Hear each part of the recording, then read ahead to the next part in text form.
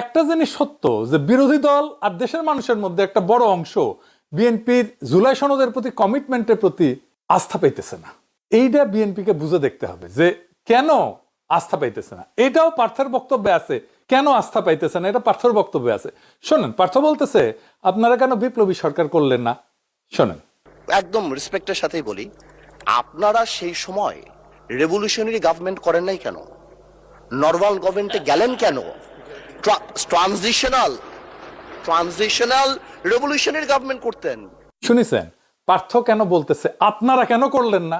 মানে অন্তর্বর্তীকালীন সরকার কার পার্থ? এটা তো আপনার না, আপনারা ছিলেন না সেই সরকার তৈরির সময়। আপনারা যান নাই ক্যান্টনমেন্টে ড্যাং ড্যাং করতে করতে, বাসে কইরা, মাইক্রো বাসে কইরা, বাসে কইরা।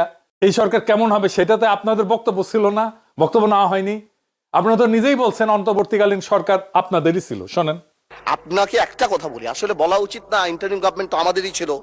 এখন হাত ঝেড়ে ফেলতেছেন কেন? তখন যদি বিপ্লবী সরকার হয়ে না থাকে এটা দায়িত্ব জামাত এনসিপির একার না।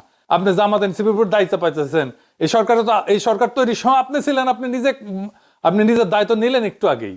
আবার শোনান, আপনাকে একটা কথা বলি, আসলে বলা উচিত না, ইন্টারিম গভর্নমেন্ট তো আমাদেরই ছিল। আপনি এনসিপির উপর দায়িত্ব পেতেছেন। এই সরকার তো তৈরি হয়েছে আসিফ নজরুলের বাসায়। দেখেন একটা ক্লিপ দেখাই।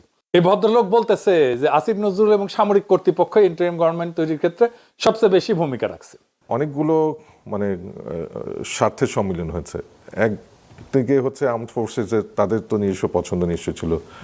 আমাদের যিনি চিফ অ্যাডভাইজার হলেন ওনারও নিজস্ব পছন্দ ছিল, এবং ওই সময় সবচেয়ে যিনি বেশি প্রভাব বিস্তার করেছিলেন, বিশেষ করে আমাদের যিনি অধ্যাপক, সম্মানিত অধ্যাপক আসিফ নজরুল, ওনার প্রভাবটাও কাজ করেছে। এবং বিশেষ করে প্রফেসর ইউনূসের সাথে ওই মুহূর্তে ওনার যে সম্পর্কটা আমার কাছে মনে হচ্ছে অনেক প্রগাঢ় ছিল বিভিন্ন কারণে, যার ফলে উনি হয়তো বা প্রফেসর ইউনূসের সাথে এই কে কোন নামগুলা যাবে কোন নামগুলা যাবে না, উনি একটা বড় নিয়ামকের ভূমিকা পালন করে থাকতে পারেন, যদি আমি নিশ্চিত না। কিন্তু এই আলাপগুলা কিন্তু সত্যিকার অর্থে কেউ বলছে না।